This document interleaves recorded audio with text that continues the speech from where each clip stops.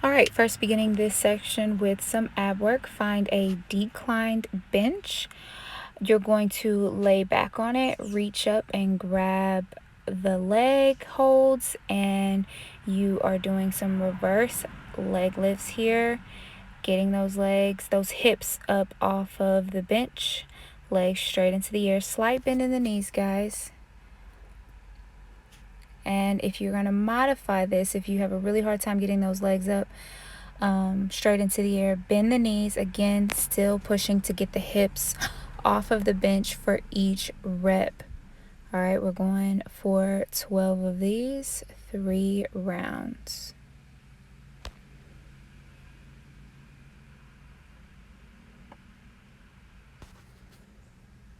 Next, we're going to go into some medicine ball slams. Grab a medicine ball anywhere from 12 to 20 pounds. You're going to bend the knees, step out into a horse stance or wide squat stance, bend the knees, twisting from the core, throwing that ball as hard as you can with both hands into the wall. Make sure that you're keeping your back nice and straight, core engaged, twisting from the midsection.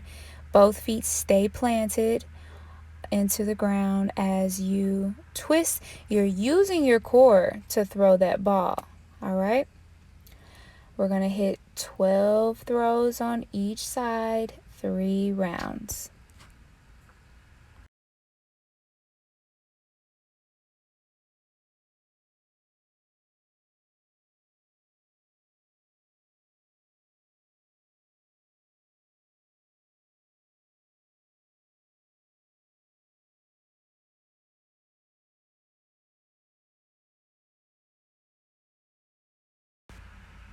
Next, we're going to go into our bench press. First things first, guys, make sure that bar is at the correct height. If you are on a traditional bench setup, you won't have as many prongs here to move it. It'll probably have like 2 to 3 different levels that you can put it at. So find the one that is closest to your hip flexor, okay? Standing up nice and straight, the closest one to your hip flexor is going to be about where you need to be in order to comfortably bench press, give or take a couple of inches.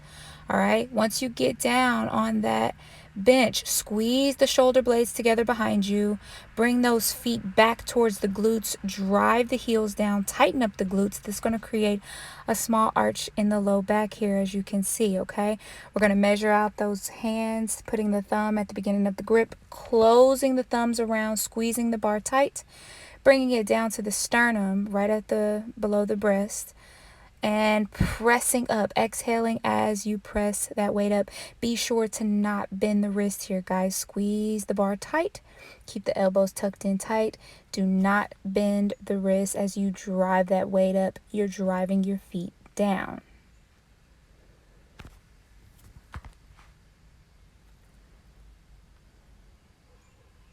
Next, we're going to go into some dumbbell deadlifts, okay?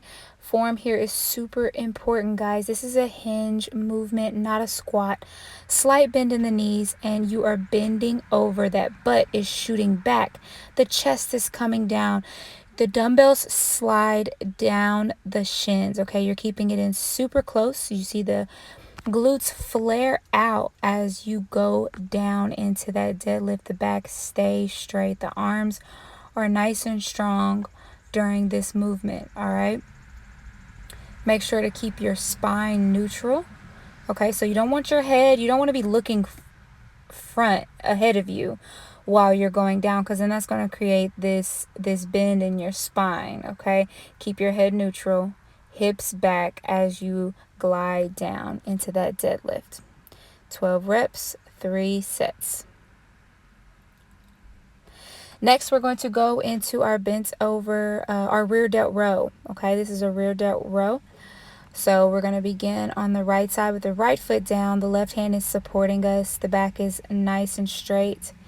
All right, and you're squeezing that dumbbell and pulling back the elbow. Okay, pull it all the way back and bring it all the way down. Get a full range of motion here for this rear delt movement. Okay, you can go pretty heavy on this, guys. I think I have like a 20 pound here, but I want you guys pushing this weight, okay? You can start at about 20, 25 and push yourself. By the last rep of your 12, you should really be struggling. By the last 2 reps, you should really be struggling. So push that weight, get up to the 30s, 35s, or even 40 pounds with this movement, okay? Next, we're going to hit our triceps with the tricep pull down. Make sure you're using this rope handle. Bring your feet together, slight bend in the knees, stick that butt out, shoulders back, chest nice and high. As you can see, my starting position, my elbows are at a 90-degree angle. And then I'm pulling it down and out at the bottom, flaring that rope out at the bottom. I'm getting a good range of motion, but just targeting that tricep. Finally, guys, we're going to come into our finisher here, which is our leg press, okay? Make sure that back is pushed up comfortably.